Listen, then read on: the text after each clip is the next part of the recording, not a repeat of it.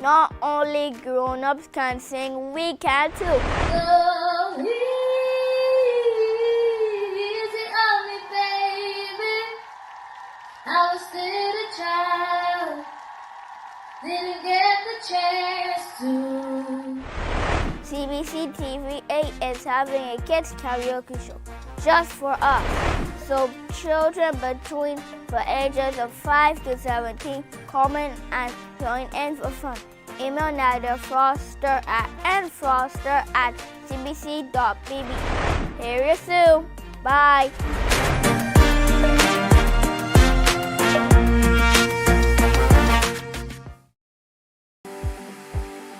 For the past 19 years, QFM has been sharing with you, learning from you, and together building a community for all mature audiences. That's why we say Q is good for you. To our Q family, we say thank you for staying connected to Q100.7 FM. QFM is a station of the Caribbean Broadcasting Corporation. CBC, celebrating 60, connecting Barbadian communities.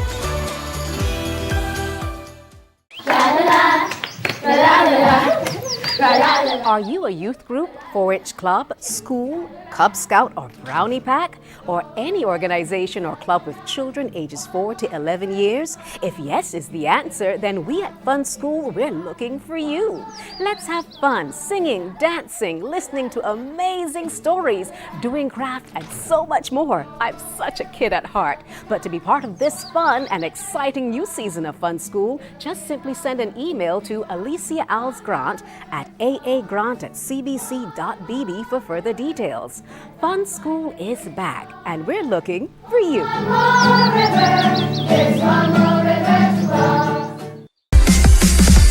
While you go about your business, we go about our business, and that is gathering the news. Stay up to date at CBC News Barbados on Facebook, Instagram, and Twitter. Get news update on radio throughout the day. And join us for the CBC News Night at 7 every night. CBC News team is on the job and bringing you the news. There is a saying, you can find a Bajan anywhere. Are you a Bajan living abroad? Or do you know of one who has migrated to another country? Well, we at Mornin Barbados would love to have you or them on our Bajan Afar segment. Share your amazing stories, experiences, and how you have adapted to a new culture. Send us an email to morninbarbados@cbc.bb, and together we will travel the world.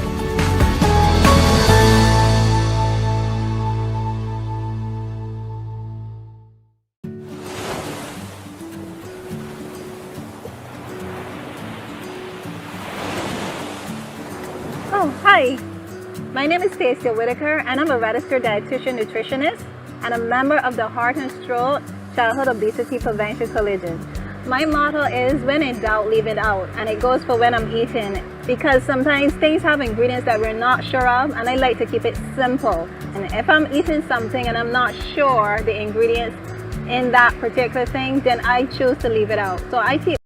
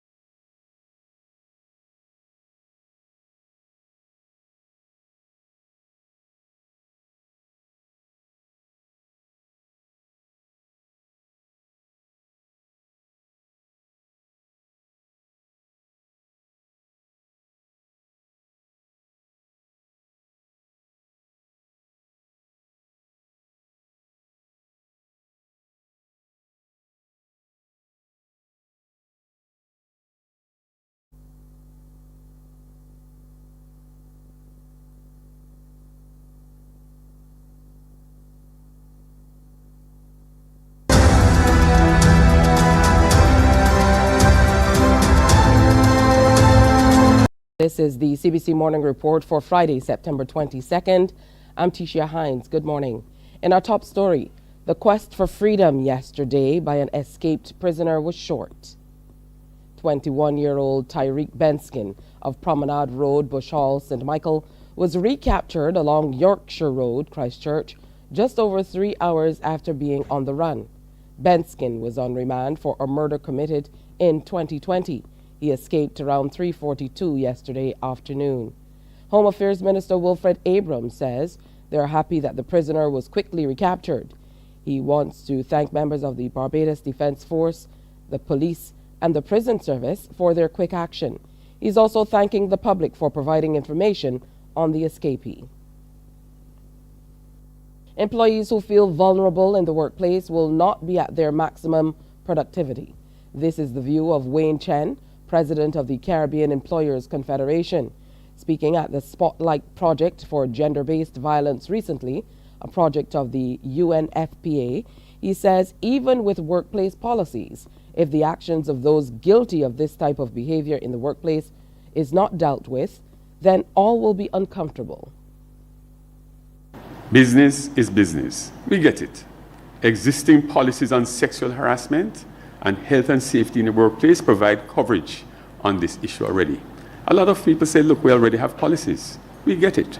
However, we must acknowledge that employees will not be their most productive, nor will organizations reach their maximum potential from their invested resources of time, people, money, raw materials, and whatever, if their workers are not comfortable, if they feel threatened in their place of work, if they feel defenseless, vulnerable. We must go further if we are to maximize the potential of business. And this is an important message we have to send to employers across the region, that the maximum potential of your business will only be realized when everyone within the workplace feels comfortable and safe. The Spotlight initiative, which has some Caribbean companies on board, is looking to train the management and gain endorsement of the GBV guidelines because too many are still being impacted. In a recent study, the ILO revealed in its 2021 report on violence and harassment in the world of work that victims of workplace violence are too often afraid to come forward due to shame, guilt, and a lack of trust. I urge you to pause and reflect on this.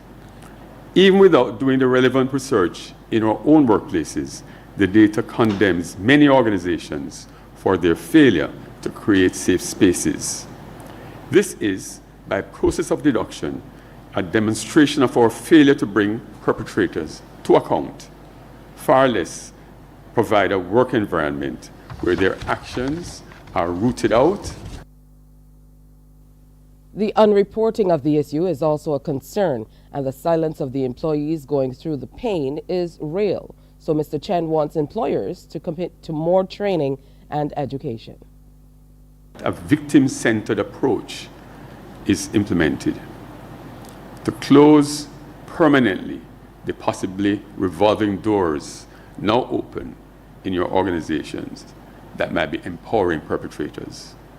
Only by being honest with ourselves and about what we are facing, and by collecting valid data, can we build a world of work free from fear and discrimination, a world of work grounded in equity and justice.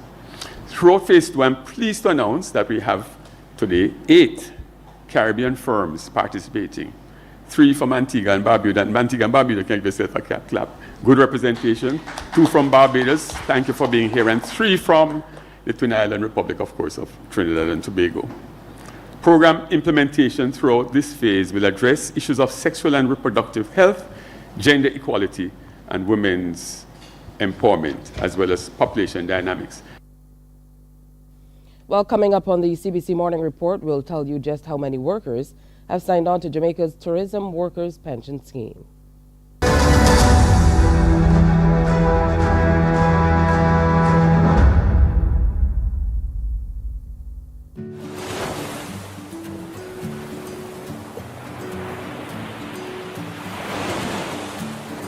Oh, hi.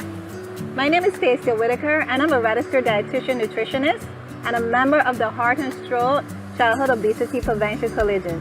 My motto is when in doubt, leave it out. And it goes for when I'm eating, because sometimes things have ingredients that we're not sure of, and I like to keep it simple. And if I'm eating something and I'm not sure the ingredients in that particular thing, then I choose to leave it out. So I keep my snacking simple with fruit, nuts, or just water. It's easy to remember, there's no added ingredients, and it's also very nutritious. So remember, childhood obesity is real, so choose healthier alternatives. And when in doubt, leave it out.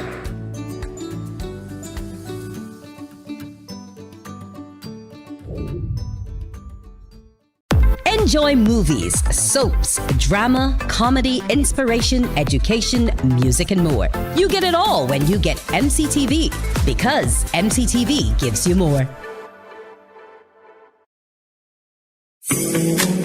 The facts say Morning Barbados reaches an audience of over 50,000 and Newsnight reaches over 56,000. It's simple. When you advertise, you're getting your message to over 50,000 of your potential customers. Make the call to CBC Sales Department today and watch your business grow. Contact us at 467-5559 or email marketing@cbc.bb.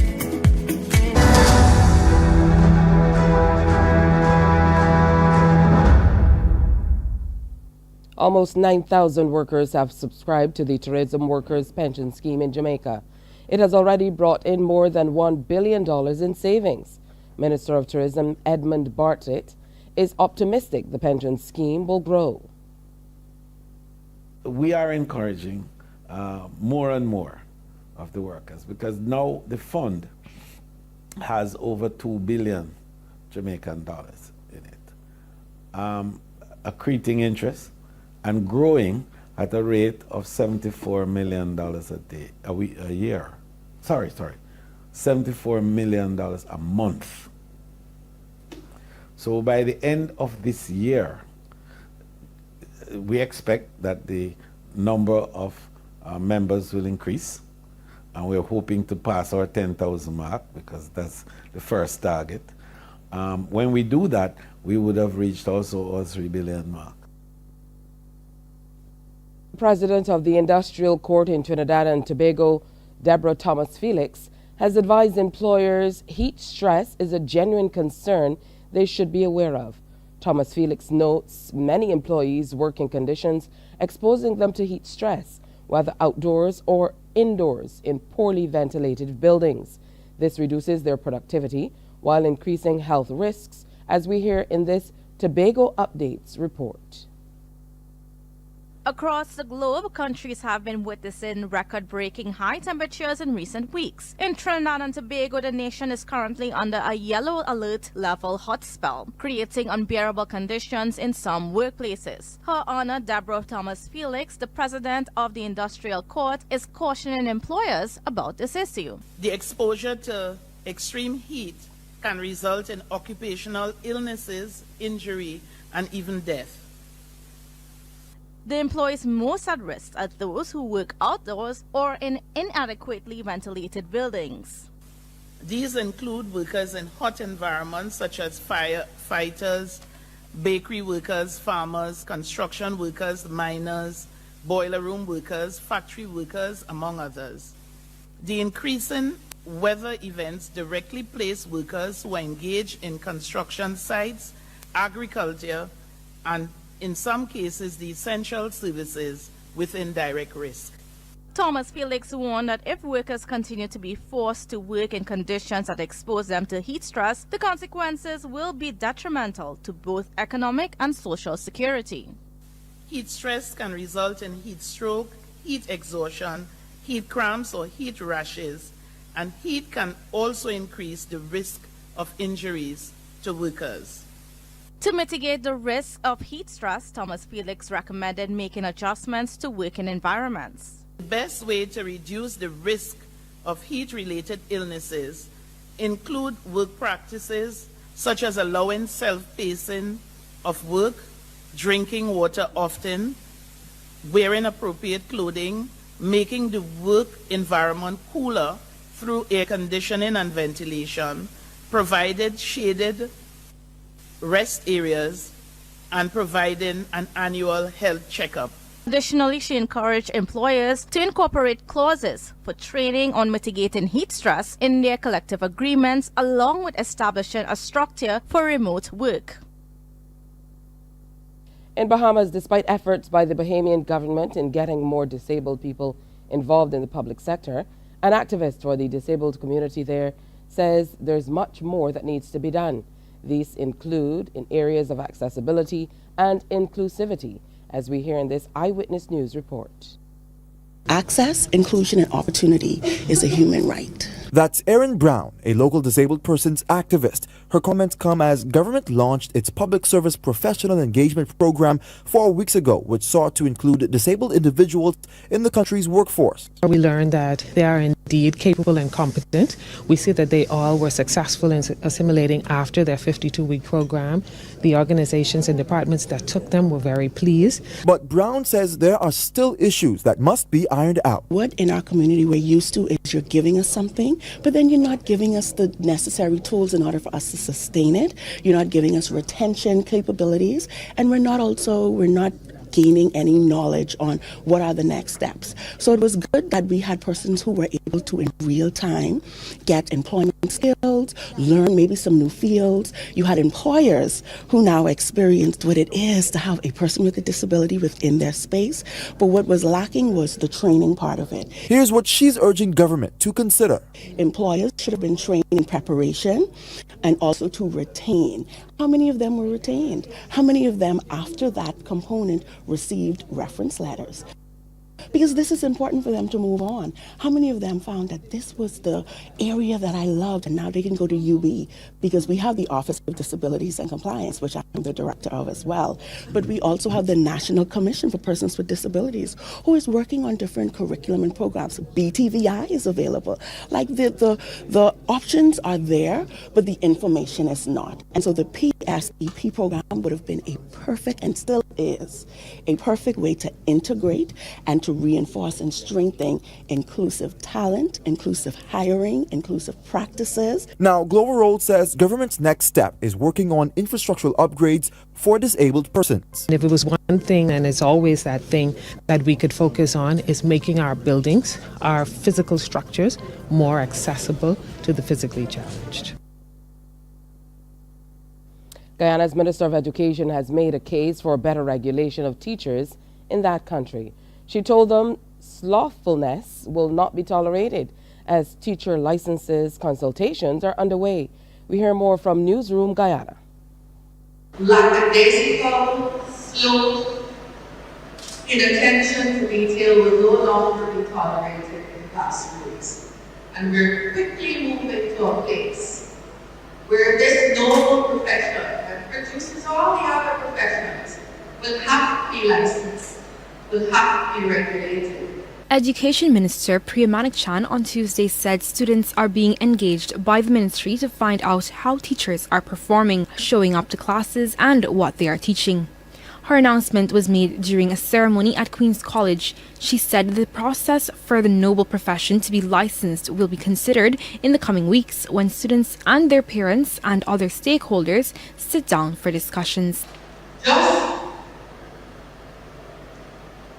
in a few short weeks, we're going to begin the consultations on just that. How to license the profession and what will be needed for someone to be able to renew their licenses, and feedback in that process. In the process as to whether or not teachers can maintain their licenses will come from students and parents. The stakeholders of the system can and must have a say. The idea is to have all stakeholders and teachers decide on the best way forward for ensuring that teachers are licensed. Because we had started those consultations before I left the ministry the last time about licensing of teachers and regulations for teachers, just trying to regulate the profession in a way that other professions are regulated. And so we will begin those consultations again shortly. Last year, the minister said teachers in Guyana will have to be licensed on an annual basis and undergo continual professional development. Well, coming up on the morning report, we're going to tell you all about a new book from the Reverend Buddy Larrier. We're also talking about culture and cuisine. That's up again today. The International Conference on Values Strengthening, that is going to be on the table on Morning Barbados. And we have for Fresh Friday, artist Nisha Woods passing through. That's all coming up at 6:30, but next, more news, sports, and weather. Stay with us.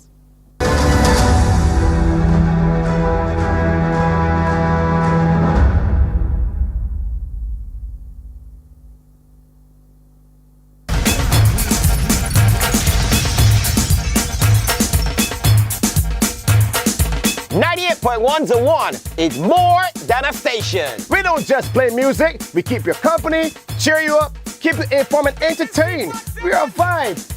What do you mean? Every day we bring the party to you. We are your #1 party station. We love playing music for our listeners.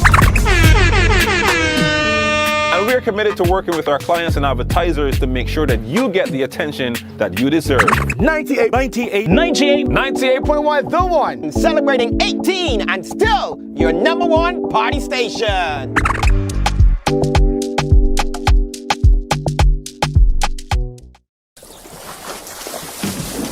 From the beautiful shores of the gem of the Caribbean, Barbados, home of the amazing Harrison's Cave, the tantalizing Oystins Bay Garden, our historic garrison, the indigenous road tennis, and the friendliest people in the world. We are 94.7 FM, the ultimate Bajan experience. Hi, I'm Dr. Kia Lewis, general practitioner and healthy lifestyle advocate. Good nutrition starts at home. So this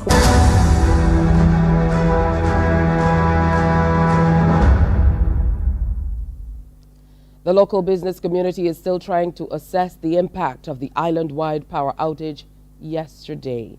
Economist Jeremy Stephen estimates that losses could be in the region of $1 million per hour. However, President of the Barbados Chamber of Commerce and Industry, James Clark, says challenges would vary depending on the power dependence of the operation. It seems that, some stores have and businesses have power backup. Not everybody does. Some people depend more heavily on power than others. Power seemed to be gradually being restored to various parts of the island, but a number of businesses have had to shut, certainly for part of the day. And hopefully we'll get power restored into the evening and overnight, that tomorrow will be all right. Then, of course, we'll wait to hear what the issue was, and also we'll just be soliciting more feedback from our members. The Auditor General's 2022 report has uncovered several troubling discrepancies and concerns. The document was laid in Parliament last week. Crystal Hoyt has that story. The Auditor General Lee Trotman has reported a number of glaring anomalies in the public sector. These include inconsistencies within government's central revenue collecting agency, the Barbados Revenue Authority. According to him, among them was the income tax receivables reported as $433,338,000 as of the 31st of March 2022, when in fact that amount excluded interest and penalties for 3 years, 2018, 2019, and 2020. The BRA's response was that there were a number of extensions to filing deadlines in the past, on instruction from the Ministry of Finance, and these resulted in numerous changes to the on and off status of the penalties and interest function within TAMIS. The report also revealed that the tax refunds due to taxpayers were reported as $516.27 million of the 31st of March 2022, but in trying to verify the tax refunds payable, more discrepancies were found, such as taxpayer accounts not being updated to reflect funds issued, to in excess of 16,000 checks totaling $47,405,337 recorded as stale dated or voided. 2 special audits were also conducted. One of them examined the procurement of certain information technology services by the Office of the Ombudsman. The objective was to determine whether the service were procured in accordance with the Financial Management and Audit Financial Rules 2011. and whether value for money was achieved for these expenditures. The report observed a number of issues during the review regarding the digitization project. In fact, it questioned whether or not the services or training were provided, despite monthly payments being made. It noted that the former ombudsman indicated the relevant documents relating to the services would be provided by September 19, 2022. However, they were never sent. The Auditor General concluded on this matter that generally matters pertaining to the management of the digitization project were unsatisfactory and would indicate a waste of resources and a high possibility of fraud being perpetuated. He added that because there is also a government digitization project occurring, which would include the Office of the Ombudsman, there is no need for a separate project. The other special audit was of the procurement practices of the National Conservation Commission. It revealed that a supervisor contracted his own company to provide services for the NCC, in what the Auditor General described as a clear conflict of interest, while adding that there was an absence of a competitive selection process. He therefore recommended that the NCC establish procurement policies to govern its operations, given that its organization engages a host of suppliers and has an annual budget which exceeds $25 million. These are but a few of the primary issues raised in the latest Auditor General's report. Back to you. Well, thank you so much, Crystal. We are going to go now to a little bit of sports for you as we move on. Well, Kensington Oval is set to host 3 matches in the first ever Christmas series to be played between hosts West Indies and England in December 2023. The series will feature 8 matches, 3 CG United one-day internationals and 5 2020 internationals from December 3rd to 21st, as fans get the opportunity to rally at home and celebrate with the West Indies ahead of the Christmas holidays. England will arrive in Antigua to start the tour with 2 CG United ODIs at the Vivian Richards Stadium December 3rd and 6th. The first one-dayer is set to start at 9:30 in the morning, with the second at 1:30 in the afternoon. Barbados will then host the third and final ODI at Kensington Oval December 9th, and will also be a day-night game starting at 1:30 p.m. Kensington Oval will then also host the first 2 T20s of the 5 matches flights starting at 6 p.m. After that, the Spice Isle of Grenada will welcome both teams for the second and third T20s on December 14th and 16th, with both matches starting at 1:30 in the afternoon. Now, the tour then concludes in the week before Christmas with the 4th and 5th T20s on December 19th and 21st at the Brian Lara Stadium in Trinidad. It's time now for a look at the weather. We do apologize for no weather today. That's today's morning report. Our next newscast is Newsday at 12 noon on TV8, followed by The World at 1 via our radio network of stations, 100.7 FM, 98.1 The One, and 94.7 FM. Morning Barbados is next. Wake up, wake up, wake up, wake up. Barbados, get up. Good morning. Good morning, Barbados. Good morning. Good morning to you. Good morning. Morning, morning, morning. Good morning to you. Good morning. Morning, Barbados. Good morning. Good morning to you. Good morning. Morning, Barbados. Good morning. Wake up, wake up, wake up. Morning to you. Good morning to you. Indeed, it is Friday, a fantastic Friday.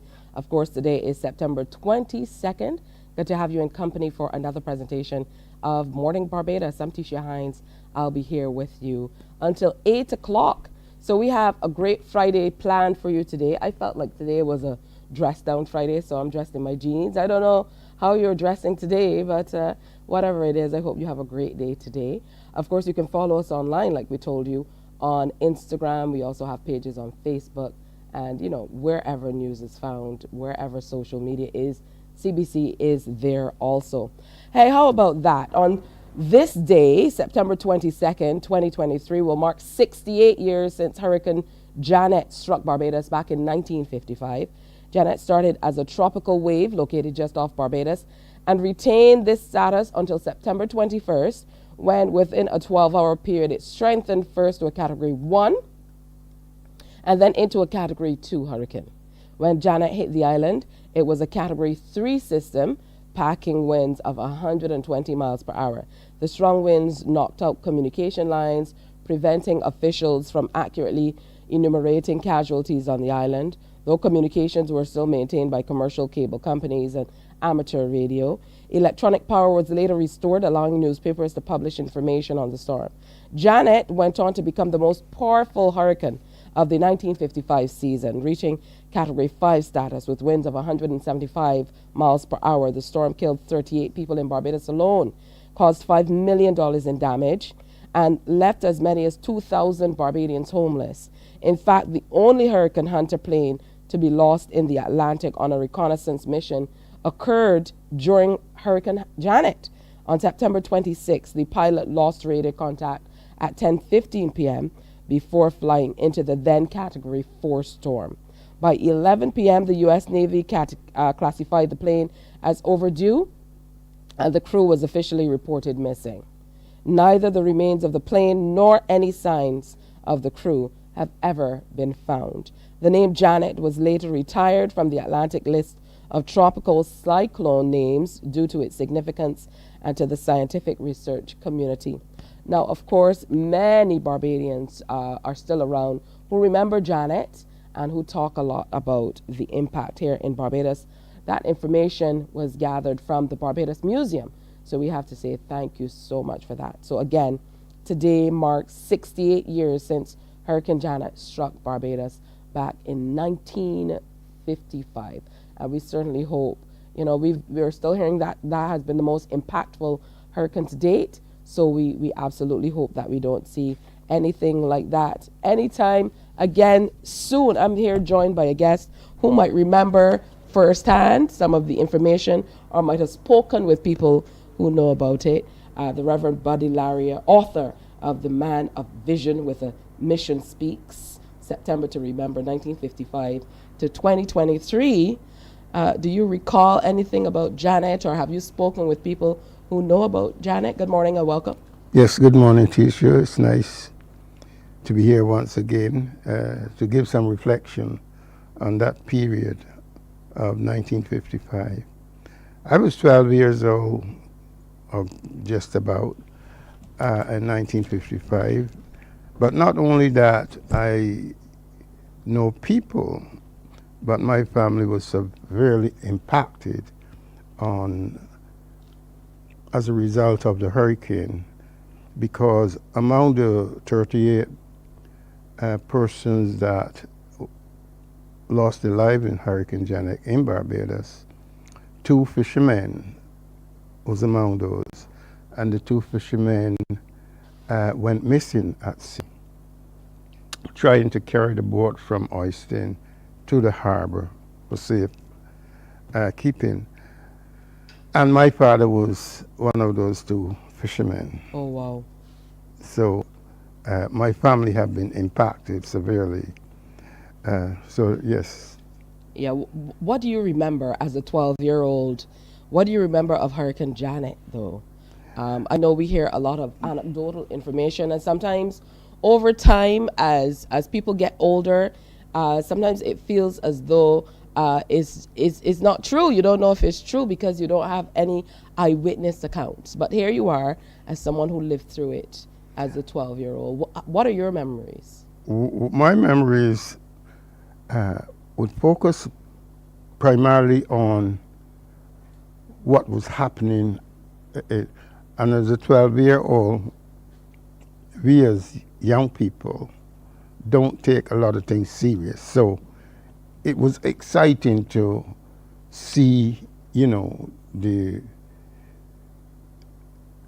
activities that was happening, such as palings blown down and galvanized flying around. And our mother called us and said, look, this thing is serious. Because my grandmother, who was born in 1875, she experienced the hurricane of, I think it was 1978.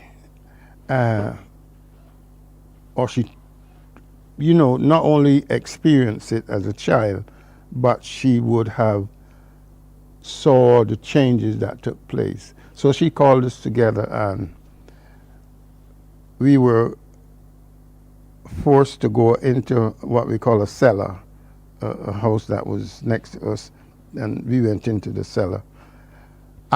This was after our house, the top blew off and just landed at the side.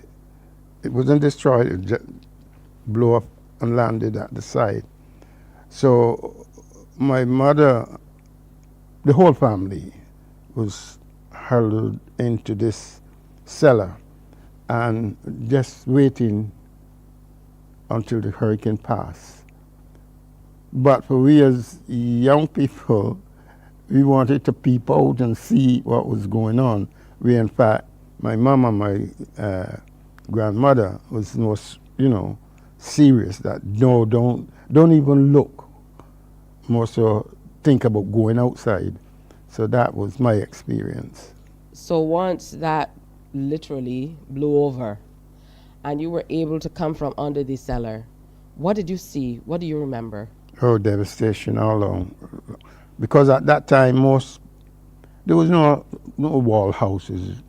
Chattel houses was a thing, and almost each house had palings before Hurricane Janet. After Hurricane Janet, all the palings was gone, galvanized all over the place. Which area did you live in? Where I still live now, or since. Where I live now is the same spot that we lived then. And the house that is in front of us is where we went under the cellar, how it was constructed at the time. Oh, wow. All right, so let's talk about this, what you've written.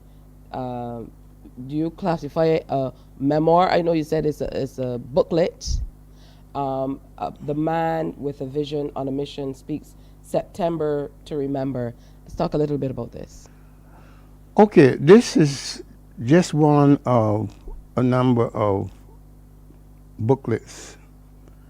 And this booklet is to introduce the books that I have written and have on Amazon. But this now, only 2 weeks ago, I have another booklet. This was before this, but something happened within the last 2 weeks. And I remember that, this is Hurricane Janet. And I don't think a lot of people think about it. Because what happened in 1995 when I came back from England, I had, for the first time, I brought my family together and we had the 40th anniversary of Hurricane Janet to remember our father. Because some of the young people, my sisters, did not, they know that our father was lost, but they did not, because his body was never found, we did not mourn. You did not have that closure. We did not have that closure. And my youngest sister, she broke down and cried, and that was her closure. So this book is to help us understand that Hurricane Janet, with all that you have said, was very important for Barbados and the world. So this book goes into that. Hurricane Janet, 1955 to 2023. The world is changing very fast, yes? And again, Barbados, some of the things that is happening now in Barbados is what was happening in 1955. For instance, in 1955, it was one political party, the Barbados Labour Party, and the late excellent Earl Bauer crossed the floor in April 1955 and set up the DLP. We are at the stage, again, when in 2018, Barbados Labour Party win all the seats. And we had someone cross the floor. But because they did not had the support, it was only one person, a party was not formed. So we're now at the stage in 2023 with the Barbados Labour Party with all the seats. The change is about to take place. All right. So that's the political aspect of that. All right. So I wanna double back a little bit to, you know, what Barbados was like post the hurricane. You know, as a 12-year-old, you said that you weren't taking it as seriously as obviously the adults and things like that. What do you remember of what was happening across Barbados, the communities across Barbados and stuff like that, in the cleanup effort? Because you also mentioned that your family got a lot of support from the government then. That's right. What happened, and once again, you have to put it in the context of the consciousness at the time. At the time, 1955, we were not conscious of who we were, right? And England, Barbados was really considered Little England. And within a week, a week or so, I think it was Advocate at the time, interviewed us because of the fact that our father was missing. Because all that time we were looking for the body of our father.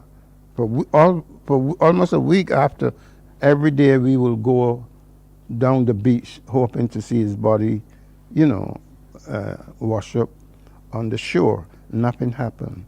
And then someone called, and they took a photograph of us, and in a little while, a couple of weeks after, my sister was given a free passage to England.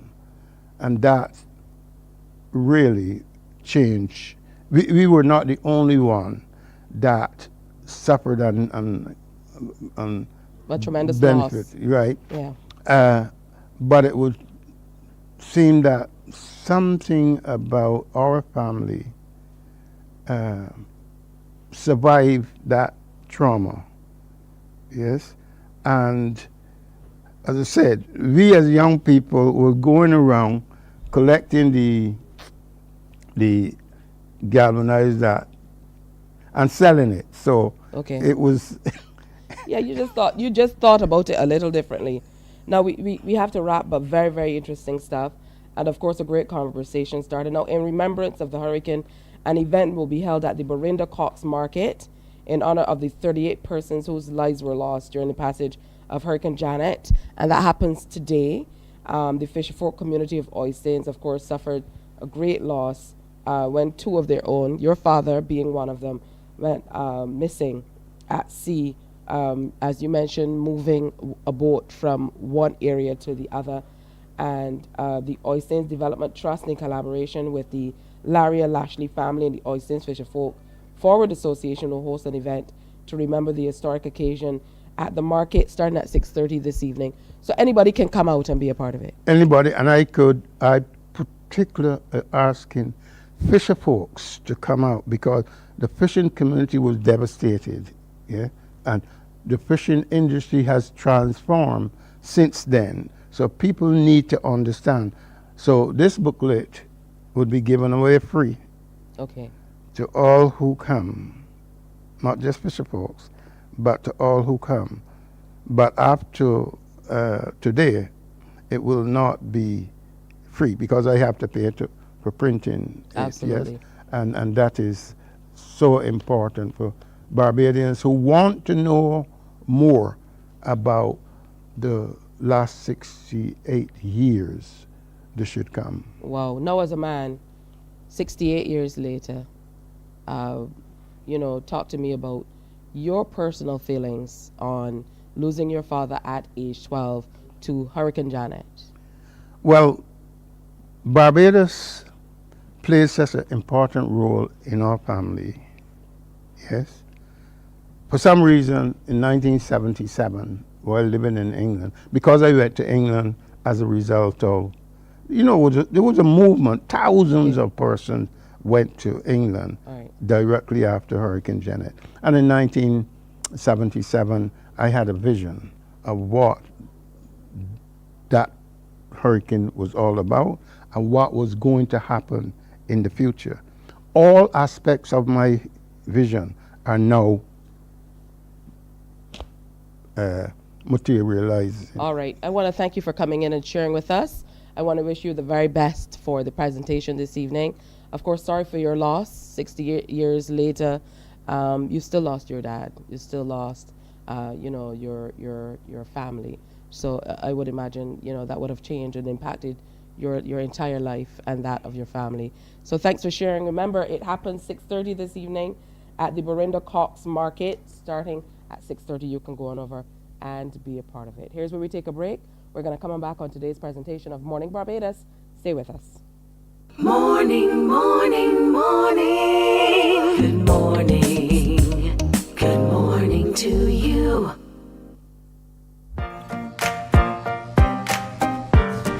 Hey, not only grown-ups can sing, we can too. So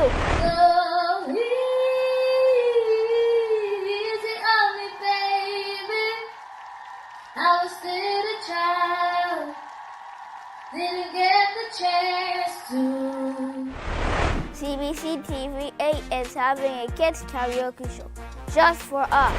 So children between the ages of 5 to 17 come in and join in for fun. Email Nadia Foster at nfoster@cbc.bb. Hear you soon. Bye.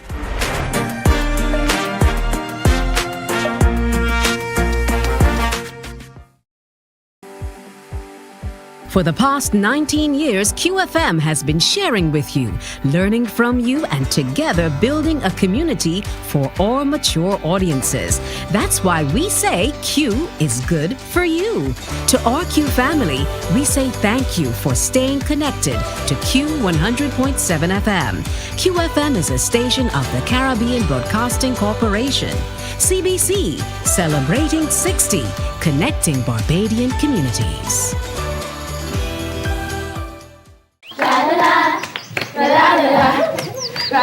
Are you a youth group, 4-H club, school, Cub Scout or Brownie Pack, or any organization or club with children ages 4 to 11 years? If yes is the answer, then we at Fun School, we're looking for you.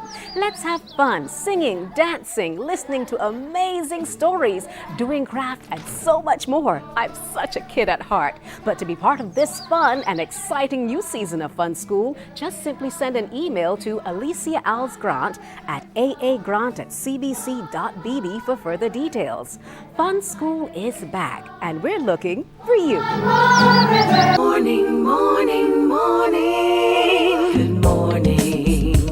Good morning to you.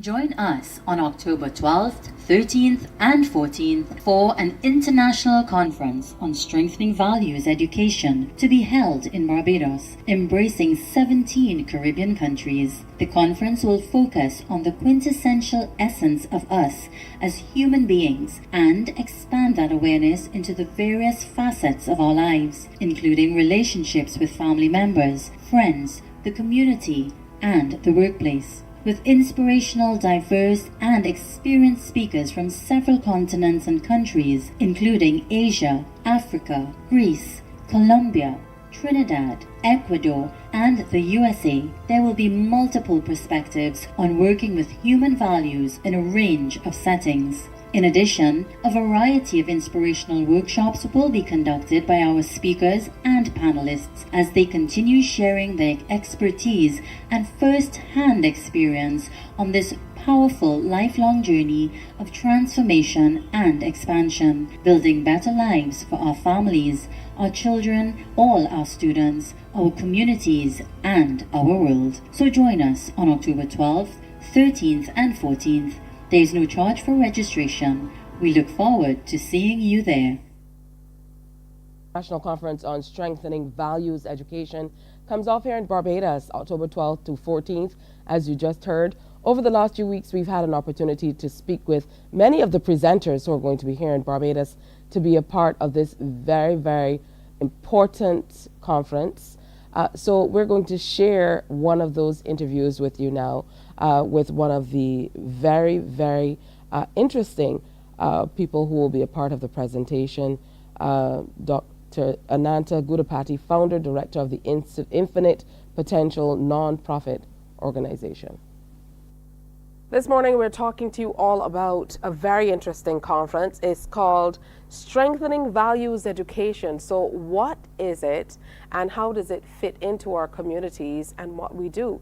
Now we're told that the program is a human values centered program of character development. It's designed to draw out, accentuate and nurture positive qualities and capabilities. Joining us this morning to discuss further is Ananta Gudapati, who's based in the USA and has over 30 plus years experience with character development, founder director of Infinite Potential nonprofit organization, and also hosts weekly leadership development seminars on this particular area for employees and managers at Microsoft and Amazon. Good morning and welcome. Thank you. Good morning. Good to have you with us. Now, first of all, talk to us about the importance of having a program like this in the corporate world.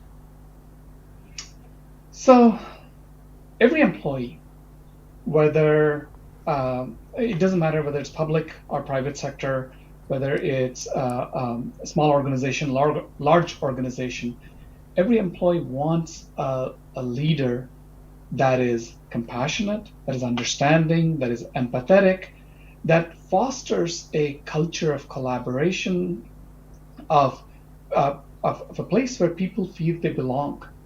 And that is at the heart of this human values education. 70% of the people leave a particular role or a particular manager, especially in the tech industry, more because of the conditions or the culture of the workplace or the manager than any other reason. And what we found is that integrating character education or this education in human values into the workplace dramatically changes the environment. People are happier, people are more enthusiastic about being there, they feel they belong, and they are that results in much higher performant organizations. Now, you are performing with some major tech giants from across the world. In the two I mentioned, to start, Microsoft and Amazon. Talk to me about the integration of the program into existing structures. How difficult or how easy is it, depending on who you're dealing with, the sector you're dealing with, the area, the community, where it's based, who's leading the company? I would imagine all of these things will play a part in defining or helping us to see how the program can be integrated into these corporate structures. Absolutely. To some extent, the environment makes an impact because, as you said, it has to be integrated into existing processes. But from a different perspective, leadership is the same. Whatever company that we want to be part of or that we are part of, how we work with people, how we lead people, how we collaborate with sister organizations or even customers is very consistent, independent of the organization type. And this goes back to that core roots of just being a good person, good employee, good collaborator. And that is fairly consistent. Now, every organization spends a significant amount of money training its employees. There's a leadership training is a multi-billion-dollar industry. This program can be integrated into the leadership training, and we've also found actually tremendous interest for people wanting to come back over and over and over to practice some of the character education concepts in different scenarios that we're in. So we found value in just 1 hour of training. We found value in sustained seminars that basically help people refine what it is that they have learned. So it depends on what it is that we want to do. There's different levels of integration that we can achieve, and all of it can be, but what we found is even just 40 minutes of it has led, in one scenario, we tested this with a training that was just 40 minutes long to a very large organization. And just that 1 hour, or just that 40-minute training plus about 20 minutes of Q&A has led to about 200% improvement in employee satisfaction, in how they feel how they feel about their workplace at the moment, and how long they perceive they will stay in the organization. Your particular area of interest is the shortcut to success through integrating human values in the workplace, public and private sector, and it's geared particularly toward CEOs, permanent secretaries, heads of departments, HR professionals, and the like. So really tops in the business, the ones who truly are making policy and leading the organizations. Talk to us about the difference in training and integrating at this level as compared with working with everyday employees. That's a great question. What we found is every leader, especially at the top of the company, while they might have a lot of objectives, if you remove all of the layers, at the root of it, everybody wants to be liked by their employees. They want to be effective for their organizations, and they want their employees honestly to respect them. It's really that simple. And by going to that core need and that core desire to be effective, it's actually becomes very easy to connect with them. It's amazing. I've seen CEOs, I've seen C titles come into a room with a perspective of, hey, I know what I'm doing. And then once we start peeling the layers, they're like, yeah, my greatest fear is that my people don't like me. How do I change that? Or they like me and I want to keep it that way. And once we start working at that level, it becomes very, very easy. And because wherever we are in the world, but whatever country, whatever company, whatever organization, we all want an environment that fosters understanding, compassion. People want to be treated like human beings. Absolutely. Now, the International Conference on Strengthening Values Education comes off right here in Barbados, October 12th to 14th. We look forward to seeing you, and I truly am excited about your particular presentation in terms of showing leaders how they can achieve that secret sauce in making their organizations the best they can be. Absolutely. Looking forward to it. All right. Now, the program uses 5 universal human values and their values aspects in direct and integrated awareness approaches to achieve practical, holistic human development. So see you at the conference. Remember, they're open to registration now. Visit https://siewi.org to register for free. Morning, morning, morning. Good morning. Good morning to you. While you go about your business, we go about our business, and that is gathering the news. Stay up to date at CBC News Barbados on Facebook, Instagram, and Twitter. Get news update on radio throughout the day. And join us for the CBC News Night at 7 every night. CBC News team is on the job and bringing you the news. There is a saying, you can find a Bajan anywhere. Are you a Bajan living abroad? Or do you know of one who has migrated to another country? Well, we at Mornin Barbados would love to have you or them on our Bajan Afar segment. Share your amazing stories, experiences, and how you have adapted to a new culture. Send us an email to morninbarbados@cbc.vb. And together we will travel the world.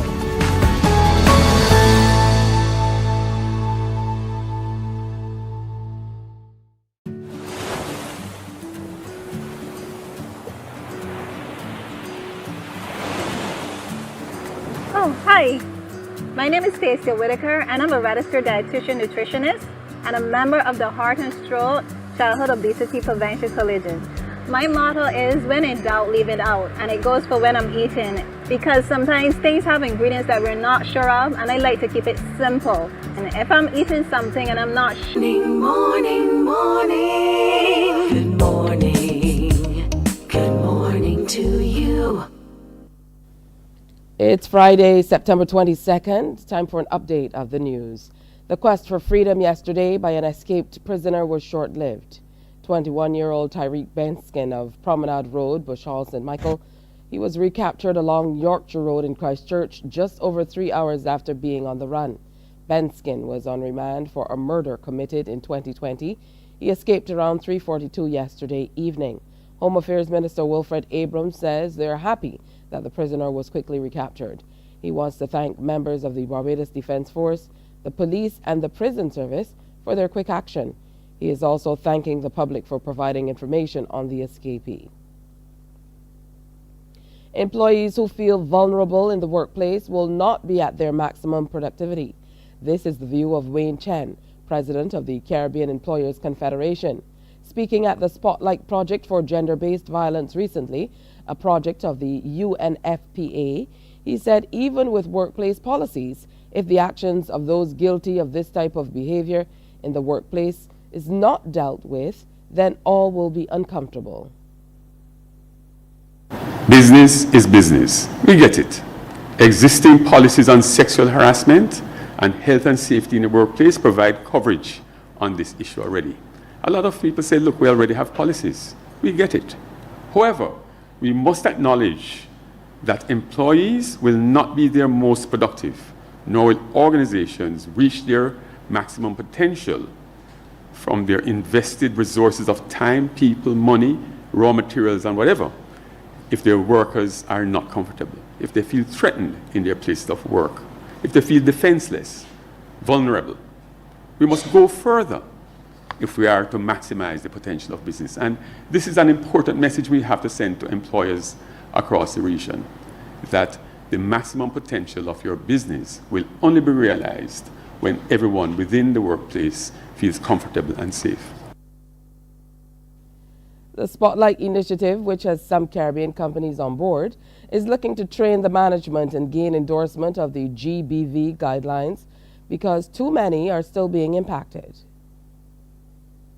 In a recent study, the ILO revealed in its 2021 report on violence and harassment in the world of work that victims of workplace violence are too often afraid to come forward due to shame, guilt, and a lack of trust.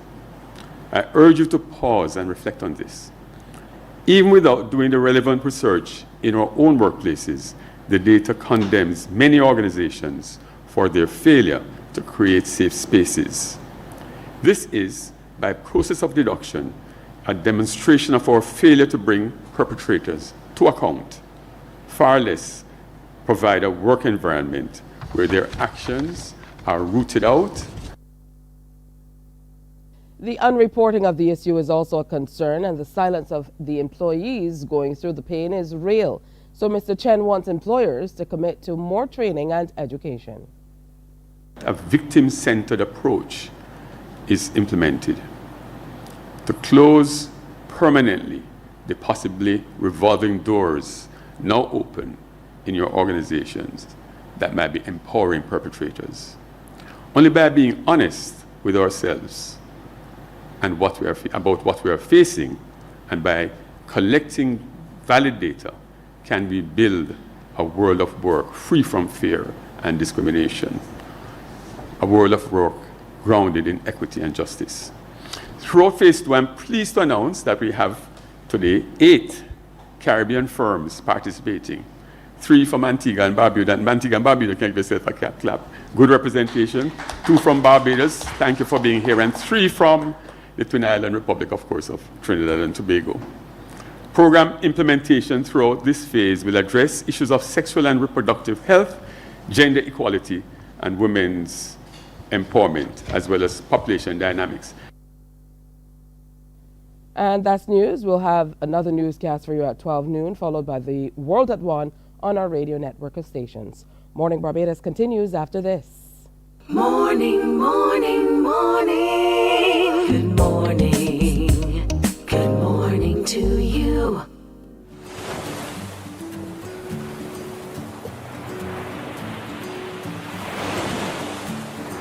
Oh, hi. My name is Stacia Whitaker, and I'm a registered dietitian nutritionist and a member of the Heart and Stroke Childhood Obesity Prevention Coalition.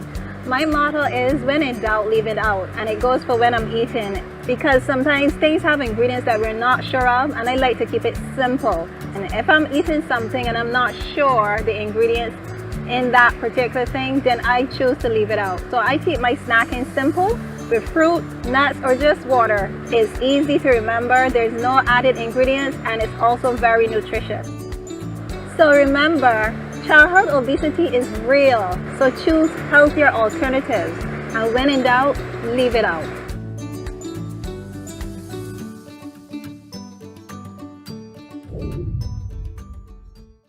Enjoy movies, soaps, drama, comedy, inspiration, education. Morning, morning, morning. Good morning.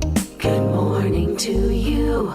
Join us on October 12th, 13th and 14th for an international conference on strengthening values education to be held in Barbados, embracing 17 Caribbean countries. The conference will focus on the quintessential essence of us as human beings and expand that awareness into the various facets of our lives, including relationships with family members, friends, the community, and the workplace. With inspirational, diverse, and experienced speakers from several continents and countries, including Asia, Africa, Greece, Colombia, Trinidad, Ecuador, and the USA, there will be multiple perspectives on working with human values in a range of settings. In addition, a variety of inspirational workshops will be conducted by our speakers and panelists as they continue sharing their expertise and first-hand experience on this powerful lifelong journey of transformation and expansion, building better lives for our families, our children, all our students, our communities, and our world. So join us on October 12th, 13th, and 14th. There is no charge for registration. We look forward to seeing you there. Now, over the past 50 years, Sathya Sai education in human values has been implemented in over 120 countries worldwide, and it's achieving significant success in transforming individuals, families, schools, workplaces, and communities. Now, it's being integrated into all areas of our communities through a values-centered program of character development. Joining us this morning, we have Dr. Ramadevi Sankaran, who is a pediatrician based in the U.S., and she is also medical director in the Department of Pediatrics at North Shore Health Center in Indiana, and the faculty and coordinator of National Medical Programs Institute of the Sathya Sai Education in the U.S. Welcome. Good to have you with us.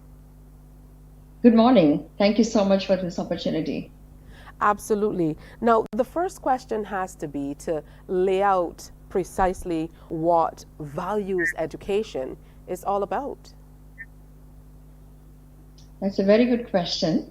The value education is all about bringing out the human values that is present within all of us. So it is all hidden within all of us in our DNA. So as a pediatrician, I see that most of the mental health issues can be resolved as we tap into our own inner values such as truth, right action, peace, love, and non-violence. And as we all aware in the society, most of the problems are due to lack of this ease between these human values and our own emotions. Talk to us about how you've been able to integrate this values program into healthcare. Into the healthcare, actually, one part is for the healthcare workers as well as for my own patients. For example, for children, as we all know, during the pandemic, mental health is the biggest issue, right? They feel lonely, or they are into the electronic media so much. That causes a lot of mental agitation in the developing brain. So when I talk to the children about being truthful to their own emotions, being truthful to their own actions, and truthful to their parents, that brings that awareness from within. They should not do it because I am telling them to do. They have to think about it. What is the right thing to do? Am I being truthful at all situations? So that becomes a therapy for the children. I hope that answers your question. Absolutely. Now, I know that you mentioned the healthcare workers before. What I found very interesting about a program like this, about strengthening values education, is there are many benefits to be derived, not only for those receiving care, but most certainly for those giving care. So it would be interesting for you to share with us some of what you've experienced in your own practice, that you've been able to apply some of what you have learned and what you share in certain circumstances. So basically, our program is all about holistic approach to healthcare, whether it's a healthcare provider or our patients. So if I'm not healthy and if I'm not happy, I cannot share those with my patients. So it's really important for me to be very grounded in my own inner core values. So that's really very important. So as we know, a lot of statistics shows, we all know the buzzword healthcare burnout. So I found that this is a therapy, kind of a self-therapy for our own self. So I have been doing this workshop for our own healthcare providers and workers in our organization. And our organization is so gracious enough to adapt this program. And we do this workshop every month. And whoever is coming on board, new employees, they're very well trained in this human values-based thinking, the human values-based working concept. So they are very happy at work. So ultimately, it's all about happiness, which is derived from within ourselves, not from depending upon the surroundings. And this entire concept, Dr. Sankaram, of easing into health, talk to us a little bit more about that and how you integrate that into your entire presentation of presenting happiness and, making people feel like the possibility of being happy is just within reach. Absolutely, it is within reach because it is within ourselves. So a little bit about the EASE program is, EASE is eating healthy. So as you're aware that everyone knows we have to eat healthy, but what is preventing us from eating healthy? It is our own inner self. I need to be very conscious if I look into the food, is it needed for me at this moment? Is it good for my body? So that kind of an awareness, that brings success to any program, because we can have a lot of nutritious program, exercise program, and we do talk to the patients about, we give handouts. Okay, this is the protocol for eating healthy. So this is the recommendation from CDC or FDA, whatever. So we give the recommendations to the patients, unless otherwise, if the patients or even my own self wanted to do it, the health will not progress towards good habits, right? So it's really important to tap into your own conscience, whether it being eating habits or exercising. I need to incorporate routine exercise into my, whether even if I'm really busy, work for 16, 18 hours, I still have to make at least 10 minutes for my own self to do some exercise. Being in connection with my own spirit, that's very important. Now, Dr. Sankaran, Now, Dr. Sankran, eating. for your presentation during the conference, you're going to be focusing more on connecting with healthcare workers. Tell us more about what we can expect when you appear as a part of the conference. So with the healthcare workers, the reason why most of the healthcare workers are burnt out is they are thinking that I'm working too hard, or and I think most of us are spending most of the time with electronics too. That causes kind of little burnout. But how our thinking process, well, healthcare as a service to humanity, that brings in a lot of joy and self-satisfaction. That really brings peace into our own mind, and we enjoy the work what we do. So that's what we are going to tap deep into this program during this conference. Oh, I hope that answered it. That is truly excellent. I want to thank you for coming in, Dr. Sankaran, and sharing with us. Of course, the Values program teaches all aspects in direct and integrated awareness approaches to achieve practical, holistic human development. And we most certainly look forward to your presentations at the conference coming up in just a matter of weeks. Thank you for your time. Thank you so much for this opportunity. Looking forward to be in Barbados. Morning, morning, morning. Good morning. Good morning to you. Enjoy movies, soaps, drama, comedy, inspiration, education, music, and more. You get it all when you get MCTV, because MCTV gives you more. The facts say Morning Barbados reaches an audience of over 50,000 and Newsnight reaches over 56,000. It's simple. When you advertise, you're getting your message to over 50,000 of your potential customers. Make the call to CBC Sales Department today and watch your business grow. Contact us at 467-5559 or email marketing@cbc.bb.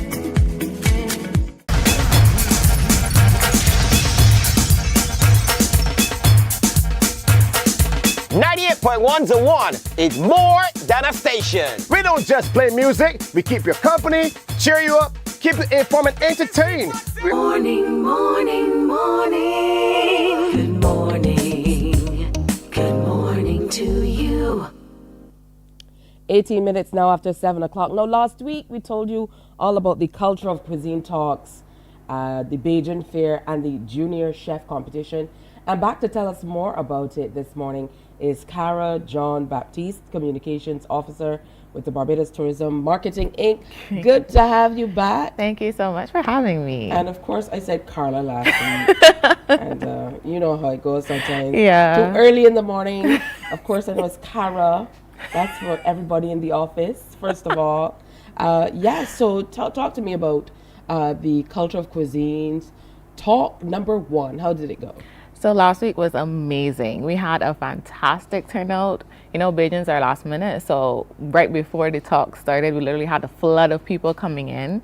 We had a full audience. It was sold out. It was fantastic. Our rum punches were a hit, so shout out to you, Rohan.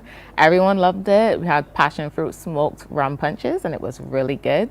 And feedback was that it was informative. It felt relaxed. They were learning a lot. Rum and Coke did a fantastic job at hosting. Then we had the winner of the Liquid Gold Freeze ticket, Joel Headley, and it was a really fun evening. It was. Oh, that's beautiful. Just say bottomless rum punches. Bottomless rum punches. I am there already. Look at that. It certainly looks like it was a great time had by was. all. Now we're on to talk number 2. That's coming up October 8th. That sounds far away, but we're at the end of September already. So lecture number 2 is coming up, and this one is going to be really interesting as well. So this one, the topic is Out of Sugar, Rum, Its History, Heritage, and Future Prospects. We have a date change. Originally, it was going to be October 1st. And we decided to shift it to October 8th. And I just want everybody to know the new date is October 8th. Scream it from the roof, October 8th at EBCCI UE. Out of Sugar Rum. I can just think about where that will go. Talk to us about some of the panelists who will be a part of the presentation. So we have on October 8th, Jacqueline Brooms, which is Sustainability Manager at Mount Gay. And we have Dr. Henderson Carter, senior lecturer at UWI, Jeffrey Roach, rum enthusiast, and Andrew Hassel, managing director of West Indies Rum Distilleries. And they are all looking forward to it. They have all said they are excited. So I'm looking forward to reading their presentations, and I know it's just going to be a fun evening. I know it's also an opportunity to learn about our history. It's so intertwined with the food and rum and what we do and who we are, even what we, you know, how we market ourselves now.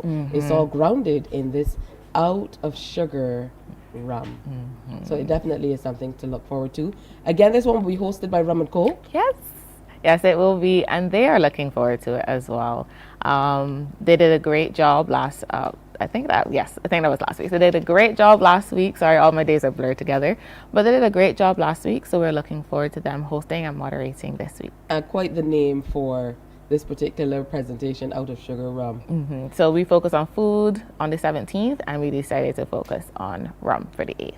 Excellent. Talk to us about the Bajan Fair that's coming up on Saturday, October 21st at Kensington Oval. Yeah, so this is one of our new events. It's replacing Food Truck Mashup that we had last year. This is a family-friendly event that we're having. We decided we want to go big for the families and have something for all the little kiddies to do. So we even have a kids zone, an alcohol-free zone. But for the adults, we haven't left you out. We know how tiring it is to take care of kids. So we have like a rum village for you as well to the side. Tickets are $20 Barbados. Children under 3 are free, and kids are 10. So it's going to be 12 hours of nonstop fun, rides, laughter. It's going to be a blast. It starts from 3 p.m. at Kensington Oval. All right, so it's $20 for adults, $10 for children, and under 3 are free. Good stuff. That sounds like it's going to be wonderful. Bajan food and laughter, rides, etc. And also on that there is the Junior Chef competition. That's also coming up on that same Saturday. Yes, it is. So the Junior Chef Cook-Off competition was born out of the Feed the Future theme that we have. So our director, April Thomas, she actually conceptualized the theme, and it's really to empower the next generation of Barbadian chefs. And they spent the last few weeks training with Chef Peter Eady. They went on tours. They had a fantastic but intense training period, and it will all culminate on October 21st during the Bajan Fair, where we will crown our Junior Chef Cook-Off competition winner. Oh, that's excellent. So how many have made it to this stage of competition? So our semifinals have taken place, our semifinals took place last week. And now we have 4 left. They are all training, they are bonding, they are prepping, they are excited. I would have watched, their journey along. We are also launching on September 23rd, the TV series. So this year we have higher stakes. We have decided we're going to create a TV show. And the first episode is September 23rd on our YouTube page, Barbados Tourism. So visit Barbados YouTube page. Yes, Barbados Tourism. All right, so that is truly excellent. I'm very excited for the prospects. So are we. Certainly the Junior Chef competition. And of course, the premiere is coming up on their YouTube channel. You get a chance to see how the young people do it for the Junior Chef Cook-Off competition. The Bajan Fair is going to be exciting. They both come off on the 21st of October, but we want you to take specific note of the new date of October 8th for the big culture and cuisine talks. And I don't think there could be a more apt title, to tie the two, talk about how bonded they really are, culture and cuisine. We definitely want to make sure that you come out and be a part of it at the Arrow Center for Creative Imagination, ABCCI. And the topic is Out of Sugar Rum, Its History, Heritage, and Future Prospects. Hosted by Rum and Coke. Yeah? Yeah. So just remember, tickets are $30 Barbados, and you can visit our website at foodandrum.com to buy your tickets, or our box offices, and you can view those on our Instagram page at Food and Rum Barbados. All right, so you gave away a ticket to the Liquid Gold Feast. I can just imagine people were very, very excited. Yes, they were. Do you have any idea how tickets are going so far? I know there are 2 specific events for Food and Rum that usually go first. Yes, actually, we're 60% sold out for Tier 2 in Rise and Rum and Liquid Gold Feast. So if you have not gotten your tickets yet, get your tickets now. But ticket sales for Culture Cuisine Talks #2, they're going well. But I anticipate that what happened last week will probably happen again this week. But we are prepared for you guys. We're going to have a whole set of rum punches for you available. So come out and have some fun. Oh, I'm absolutely loving that. So make sure you come and be a part of it. It's a great conversation starter too, to be able to talk about where we came from, really with sugar. And I'm old enough to remember the crop season. I mean, like right now we say it's crop season, but for me, I think the memories are a little different. Where I remember people from the neighborhood actually going to work in the crop kind of thing, that seasonal thing. So it's very, very interesting to be able to have that level of discussion. Cara John Baptiste spending a little time with me this morning on Morning Barbados. Don't worry, the others in the office, they're jealous. They're just in the office and we're here having a good time.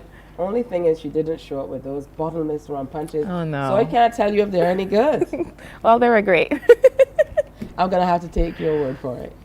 All right, so make sure you come out October 8th. Don't be last minute Bajans. Go grab your tickets bright and early and come on out. I'm going to make sure I make this one for sure.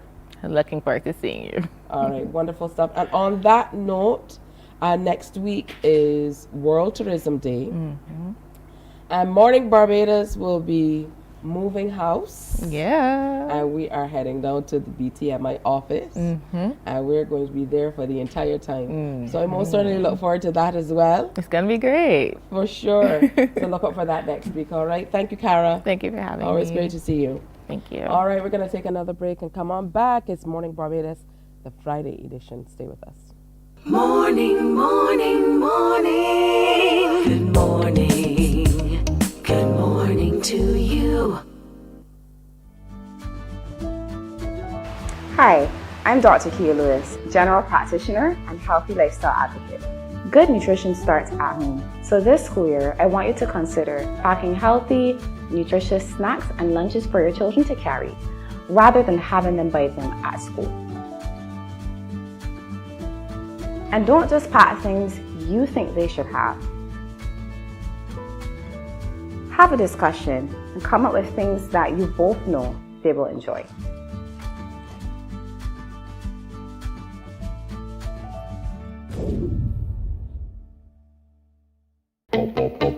We enjoy a game of dominoes and singing karaoke. I just love crew.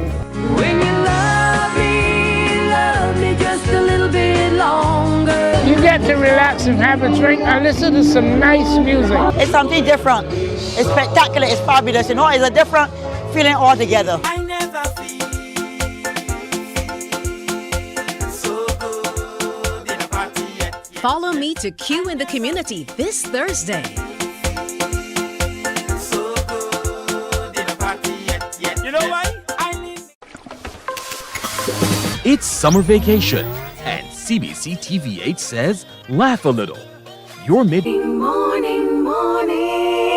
Good morning. Good morning to you.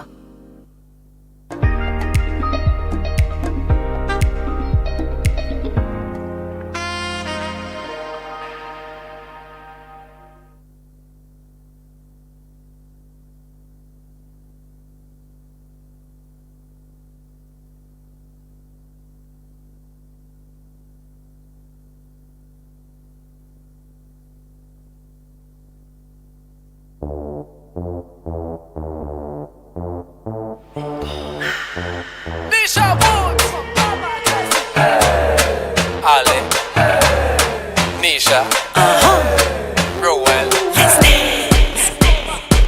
Let me dance in the name of the Father. Let me dance in the name of the Son. Let me dance in the name of the Spirit. Celebrate the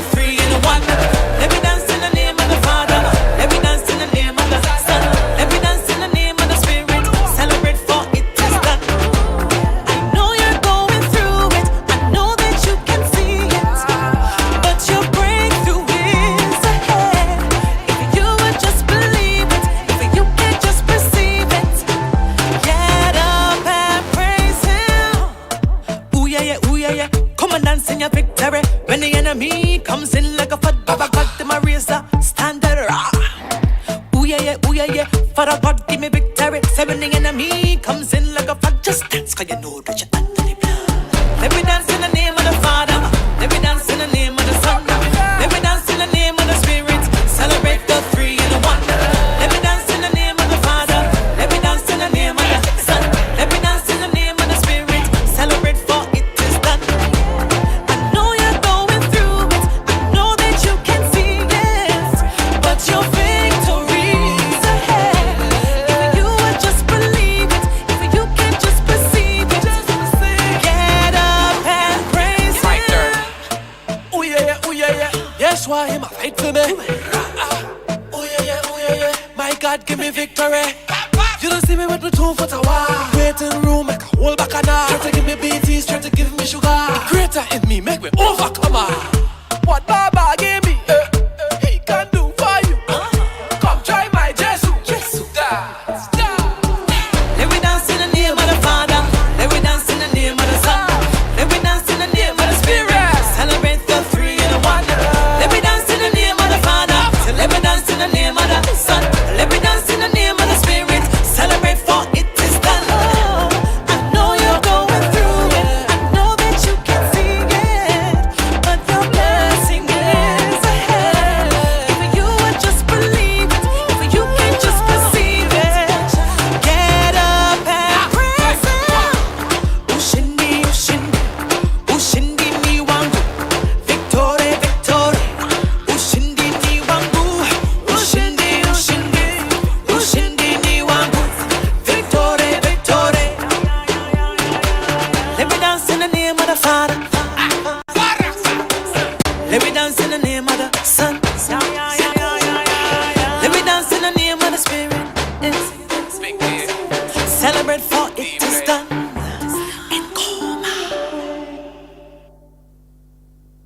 International multiple award-winning gospel artist Nisha Wood. She's a songwriter, speaker, musician, entrepreneur, and she is on Morning Barbados. Yes. Welcome. Good morning, Tisha. Thank you so much. Glad to be here. Good to see you again. Yes, You I look think it's well. been a while. It's good to have you with us. Yes, and it's good to be actually here in studio. For sure. Yeah. Online thing is crazy. Yeah, it is. It's good to be is. back in studio for sure. Yeah. All right, so talk to me about this new one. You're teaming up with an artist out of Trinidad Yes. to do this Afrobeats one. Yes. And it's called Ngoma, Yes. which is East African. It's Swahili, yes. Okay, so talk to me a little bit about that move. So when I thought about, because it's actually from a rhythm called the Baraka rhythm, which is Swahili also. However, when Joshua Ali from Trinidad, he would have approached me about being on the rhythm. He did not have a name for the rhythm as yet. I heard the Afrobeat and I was like, yes, this is a vibe. I can hear something on this. I sat down and I wrote the song. And I reached out to a producer of mine. He's produced a lot of songs for me in the past. But he's turned an artist now because he can sing and everything. And I was like, Ruel, I can hear you on this track. You know, and when he heard the vibe, he was like, yes, throw me on the track. But I felt because of the Afrobeat and the vibe I was getting from it, I was like, no, I need to interject some kind of African language into this song. And I researched it all, Igbo, different languages, but in terms of how it sounded, I was like, no, I wasn't hearing anything as yet. And when I kept putting in keywords in terms of Swahili, I was like, yes, Ngoma, yes. This sounds like, you know, the name of this. And even when I wrote the song, in the bridge, I wanted to put in Ushindi ni wangu. I had to try to fit it in so that it would actually fit with how the music was going. And then afterwards, Joshua comes back, who's the producer, and says, I'm going to call the rhythm Baraka rhythm, which means blessing in Swahili. And I was like, oh my goodness. So you're using the same Swahili. He had no idea that my song had in Swahili as well. So I was like, okay, this is meant to be. All right. So talk to me about, because I heard a different language in there. I was asking you while we were off air, said, is that a different language? And you said, yes, it's Swahili. So talk to me about that. Yes. So for me, I've been in the music industry now for, let's say, 12, 13 years officially. And I think I'm at a place now where I'm trying now to get into different markets. I would say that I am pretty much grounded regionally. And I have been making some kind of inway in terms of American markets and UK and stuff. But I was like, Africa is a whole different market altogether. So right now I'm actually currently working on my 5th studio album, my 4th gospel album, and a lot of the songs on the album are Afro beats, just different types, because pretty much since maybe 3, 4, or 5 years ago, Afro beats now is the thing that is trending now. So I just wanted to really gear myself intentionally in the area where I can get into the Africa market. So that's excellent. I think you would do very well. Thank you. In any market. Thank you. So talk to me about this Global Trailblazer Award that you recently won. I see you rolled up in here with a big black box. I thought it was a gift for me. It absolutely wasn't. Next time. So congratulations, Thank Nisha. you. So the Bobby Mason Global Trailblazer Award. You will hear names like Shirley Caesar. A lot of people are acquainted with names like Shirley Caesar. So Bobby Mason would have been, like myself, a full-time gospel music minister. And she would have been a part of a lot of persons who probably grew up in the 60s, 70s, even into 80s, part of their framework growing up in terms of gospel music. So she really is iconic. Even when I went to receive the award, I was going on the stage in Atlanta recently, and the presenter said to me, I hope you realize that Bobby Mason is very iconic. I said, yes, I'm very aware. And even when I received the award, I would have spoken a lot about Barbados. I would have dedicated the award to my Barbadian people. And I said, we have a population of about 280,000, and Atlanta is almost double that. And when I said that, you can hear the gasp in the room, because they were like, really? Just Atlanta within the States is almost double the population of your entire country. So I wanted to bring it into that context to say this is a big deal.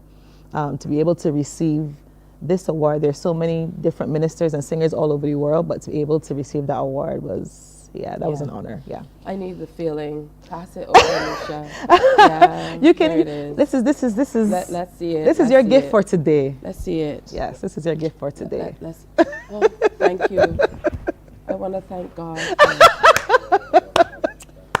want to thank my family. Yes. I'd like to thank the entire Mornin Barbados family for, all the wonderful work you do every day. And we're just going to have to just display this.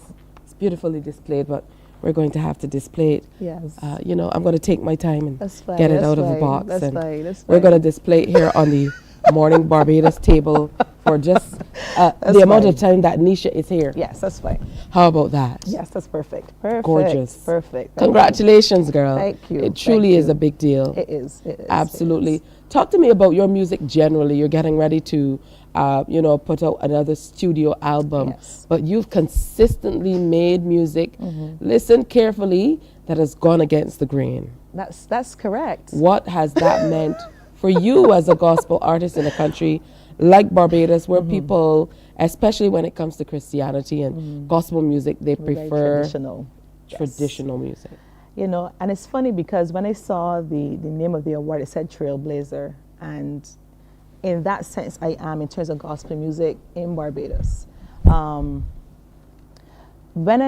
I was growing up, I've always been drawn to Caribbean genres. I always thought that if I became a gospel singer, not knocking anyone doing North American genres, but I always felt as though because I am a Caribbean woman, I am a Barbadian woman, I always felt like the music that I would put out there would reflect who I am. So I would have always loved persons like Stitchie and Papa San, Chevelle Franklin. So I've always been drawn to like soca, reggae, dancehall primarily. So as I began to develop myself as an artist, I was like, no, I have to reflect what I love in terms of what I do. And I know initially, and to some degree still, there may be a little, there may be some persons that are still a little taken back, but the stuff that I do, especially when I do socas that are like 150 BPM and up, but that is what I'm called to do. And I think the most important thing in the industry, whether it's gospel or secular wise, is to know yourself, and know what you're called to. And for me, that's what I'm called to. So I don't really look at the 1% or the 10% that may say, this ain't really gospel or whatever. My thing is always, the gospel means the good news. Gospel music is all about the lyrics, right? The beat, the genre is just a vehicle that drives the message. But gospel is the lyrics, it's the word, right? So for me, I'll continue doing what, I do best, and Caribbean genres are what I do best. I know you said that you're hoping to break into the African market. Yes. But are there any artists out there that you're looking to work with in future to be able to continue to push your music? In terms of African artists, when Sanash would have come here years ago, we actually connected that time, and we've maintained a friendship since then. We have spoken before about having a collaboration. So I believe if it's gospel, eventually that will happen in time. There's also another artist called Nathaniel Bassi as well, from Nigeria, that I absolutely love. So I believe if I had a choice to collab with African artists, it would either be Sanash or Nathaniel or both. All right, that truly is excellent. Yes. And, in approaching even the videos, I love that. You don't only put your music out there, you do videos. You usually utilize the beautiful spaces all across Barbados. Yes. I think immediately of the video in Bridgetown, beautiful Bridgetown on the so bridge. Amazing. Yes. And then the video with you just outside of CBC here on the Yes, overpass. adrenaline, yes. Yeah, so talk to me about what it's like to not only make music, but then move to the stage where you do the music videos to be able to continue to push the music and things like that. I love doing music videos, but they're stressful. They really are, being honest. They're very stressful, especially when it's a case where you're doing a music video, but it's not just you in the video. You have to be able to pool resources, gather people, get schedules right and everything. But this particular video, Ngoma, we had some issues initially because what I saw for the video, we were trying to get the studio, and then the studio was booked out for the entire year. So I had to think, and wonder what would be, option 2. And then somebody would have mentioned to me about BIDC Bond House, and I want to say good morning to Mr. Mark Hill, who's the CEO of there. And we probably had a week to get everything together. And I messaged him, and I was like, Mark, I'm going to need, we had to go up and do some cleaning and everything. He was like, you're right on time because we're about to, do some repairs and everything to the bond. So if you're going to use it now. And we pretty much got everybody on board, and we sent the song out to all the dancers. And it reminds me as well, we're going to take it a step further. On Monday, we're going to post something called the Ngoma Dance Challenge. Okay. So I'm actually going to be partnering with Sneakerheads Barbados. And we're going to have a first prize as a cash prize. We're going to have Sneakerheads vouchers as well. So we're calling all dancers, whether you're Christian, not Christian, doesn't matter. Once you like to dance, you will pull up the song, and you will be able to dance for about 45 seconds of the song. And then we will post it on our Instagram pages. And once you have the most likes on your posts, you will end up being the winner. Excellent. That's beautiful. Yeah. You talked about the gospel and the message in your music as you go forward. What do you want people to take away when they listen to Anisha Wood's album and they hear your music? What do you want people to walk away thinking, feeling, doing? There are a few things. I feel like one of them for sure would be that we need to stop putting God in a box.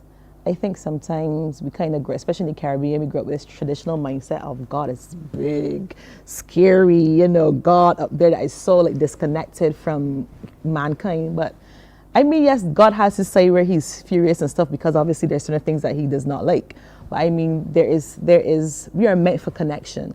And I feel as though that I would want my music to portray that we all can have a relationship with Christ. None of us are perfect. Not Christian from pastor right down, none of us are perfect. But God desires that we have that emotional, that personal connection with him. I also feel as though I would want people to feel closer to God after they're finished listening to music. And one thing that I would say, there are people out there who would produce music, but the listener may not be able to receive the message because you as a person may be someone who is not kind, you're not friendly, And for me, I think it's very important that even as an artist, you're somebody who's approachable, because your message could get lost just based on who you are, if you understand what I mean.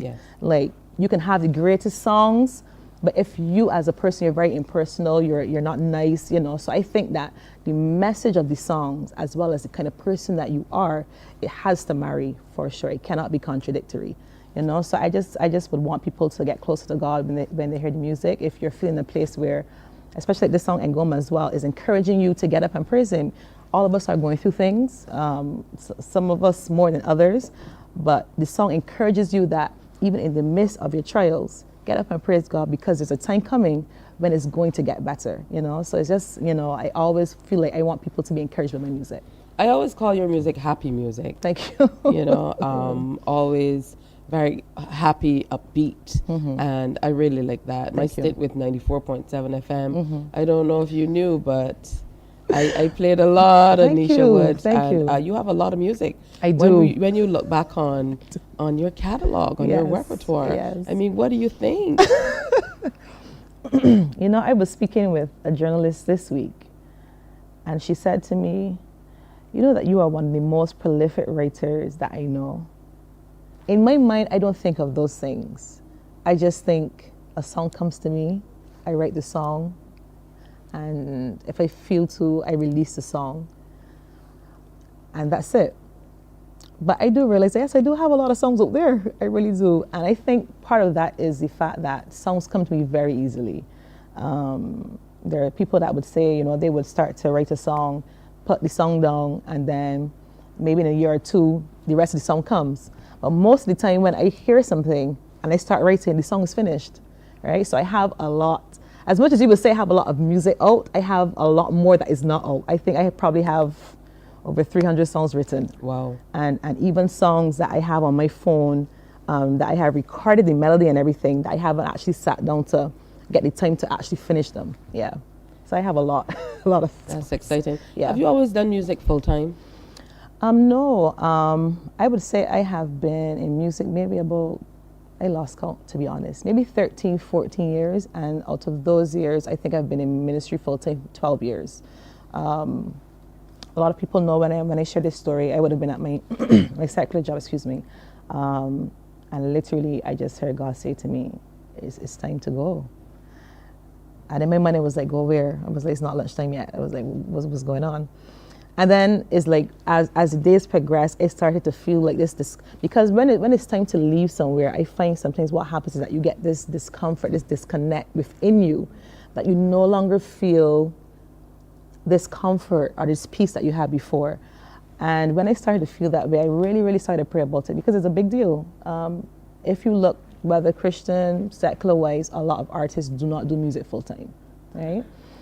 So for me to make that decision, you know, I prayed about it, but then I really started to feel the peace. And I saw someone yesterday in the supermarket, and they said to me, Nish, congratulations on the same award. And she said to me, you know, when you told me years ago that you were leaving your job, I remember thinking, you sure you want to do this? Right? And I got that response a lot. She was like, you sure about this? But I told her at the time, yes, I am sure. I knew for sure that was the direction that God was taking me. And you know what she said to me yesterday? She was like, I love how far God has brought you. Yeah. Sometimes you have to take a gamble on yourself. You have to have faith, and you never know what will happen, you know, when you step out in faith. And 12 years later, here we are.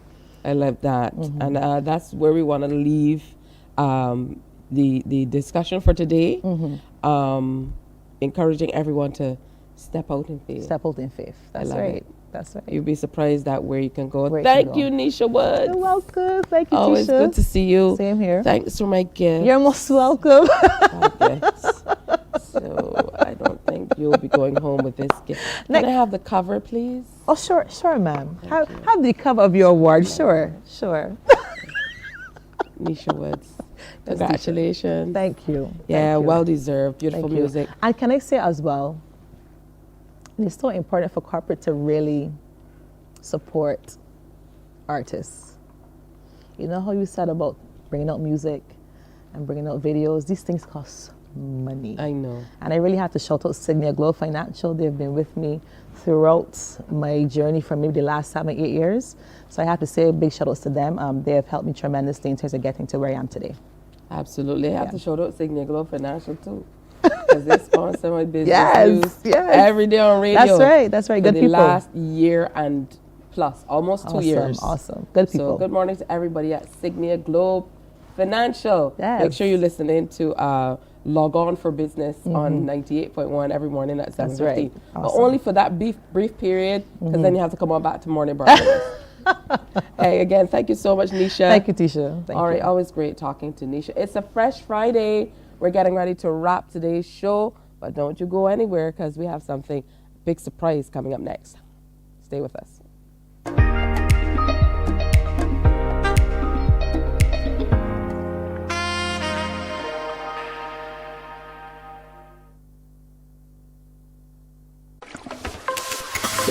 It's summer vacation, and CBC TV8 says laugh a little. Your mid-mornings have now included some family-friendly, side-splitting series like The Partridge Family, Benson, and Designing Women. TV not to be missed this vacation. Weekdays from 10 a.m. on CBC TV8.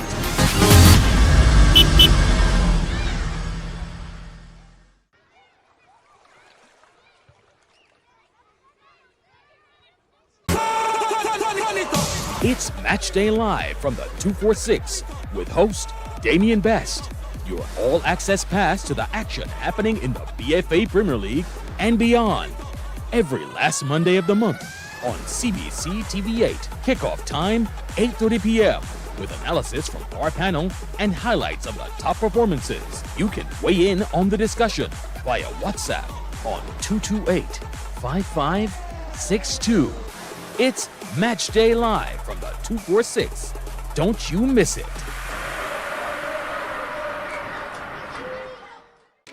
My friend, you don't plan to get it? Oh, Barbados. Hey, I'm KB Clean. Join me 6 a.m. until 10 a.m. right here at 94.7, the best and ultimate Bajan experience. My show is called Bajan to the Bone. Don't miss it, Bajan to the Bone. Weekdays right here and only here on 94.7.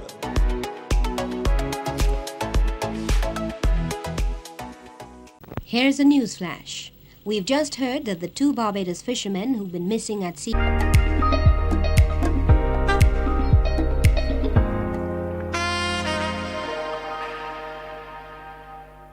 All right, so it's amazing sometimes what people want to do, what would excite them. And maybe you're going to have an opportunity to do something on Mornin Barbados coming soon. So we wanted to share something to give you an idea. Now, recently, comedian Tiffany Haddish appeared on KTLA Weekend Morning News to crown the station's Summer of Funny promotion winner. But before leaving the studio, she revealed that she wanted an opportunity to be on TV as a weather presenter for many, many years. Here's how it went. I love making someone's dream come true. And no one, can you believe, has ever let actual Tiffany Haddish do the weather. No, they never have. So you're going to do it now. Just a little pointer. Don't turn around to the camera. Just look in the cameras to the side and point. Okay. It's all you. All right. Well, hello, everyone. It is weather time. And here we go. It's Saturday. So today, it's going to be about 98 degrees. It's going to be the high. The low will be 67. It's going to be sunny. It's a beautiful day. But just know this, in the valleys, okay, the wind will be blowing strong. So tape your wig down, down, because it will fly off, okay? Tomorrow, it'll be 102. The coastal areas, it's very, very moderate, fantastic temperature, 75. 77, 79 on Monday. 79's a good year. That's the year I was born. 80. It's a beautiful, beautiful week. The 7-day forecast is this. 93 degrees in the Santa Clarita Valley today. 97 tomorrow. 103. It's gonna get hot. It's gonna get hot, but then it'll cool down at night. That's you know, right. California, it's cold at night. So, yes, honey. In the mountains, it'll be 78 today, 80 degrees tomorrow, and then it starts to warm up, and it might rain on Friday. So you know what you need, a boot to snuggle with. Now the high in the high deserts, it's gonna be hot. So make sure you got your air conditioner on point and some ice water. Stay hydrated. Today it'll be 99, but tomorrow and throughout the rest of the week, it's gonna go up, y'all. It's going up, but it'll be cold at night. And here's your real hot one. And you can move too. You I can can move. move. Oh yeah, you can move. I can move. Yeah, Let me work the stage. Oh yeah. So the low desert, it's gonna be real hot. So get your two-piece ready, honey, and make sure you get lots of water in your system. But get ready, because on Friday it's gonna be one of those summer rains. It's gonna be hot on Friday, but it's gonna rain at the same time. So you can wear a two-piece in the rain. Yes! We love it. And you are hired.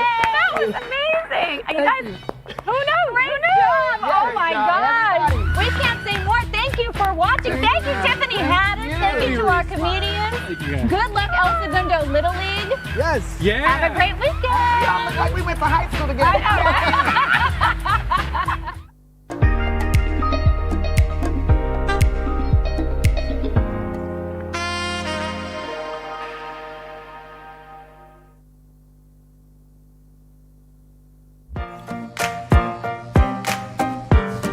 Hey, not only grown-ups can sing, we can too. So easy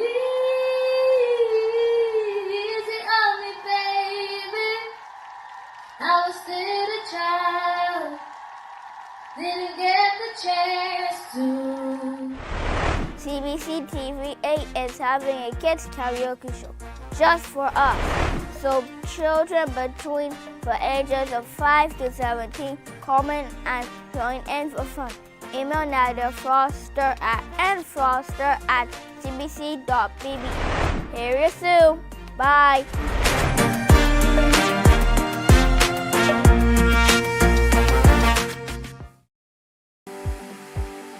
For the past 19 years, QFM has been sharing with you, learning from you, and together building a community for all mature audiences.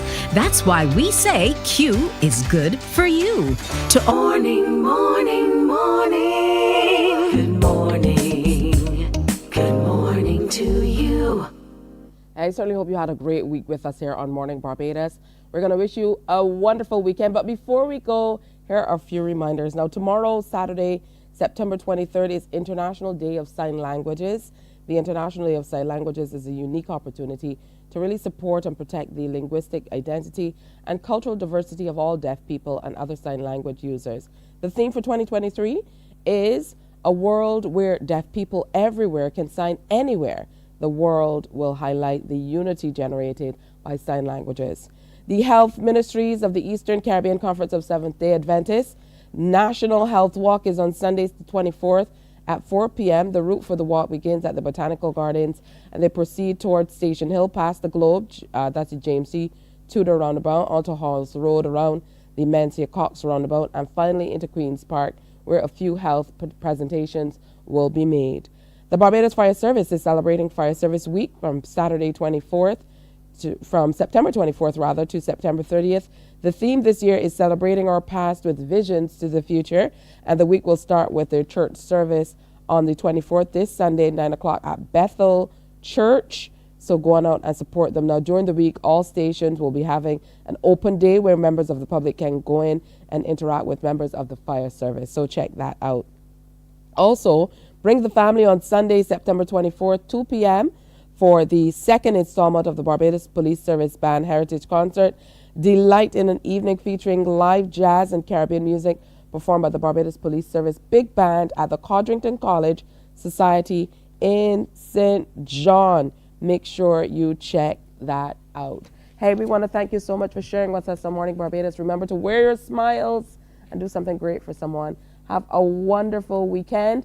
I have to say a special birthday in advance. Happy birthday in advance to my darling who's celebrating tomorrow. Happy birthday, Alyssa. We're going to have a good old time. And I hope you have a good time this weekend too. See you again, God willing, on Monday.